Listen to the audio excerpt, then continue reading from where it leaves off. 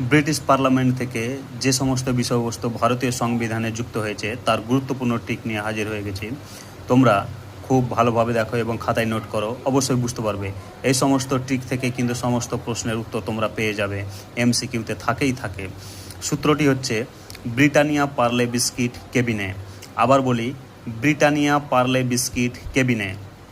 Britannia থেকে Britain, পার্লের PA থেকে পার্লামেন্টারি গভর্নমেন্ট এবং প্রিভিলেজ, আর থেকে রুল অফ ল, বিস্কিটের বিআই থেকে বাইক্যামেরালিজম অর্থাৎ দ্বিকক্ষ বিশিষ্ট আইনসভা, এসসির সিঙ্গেল সিটিজেনশিপ, ইটস থেকে রিটস, ক্যাবিনেট থেকে ক্যাবিনেট সিস্টেম।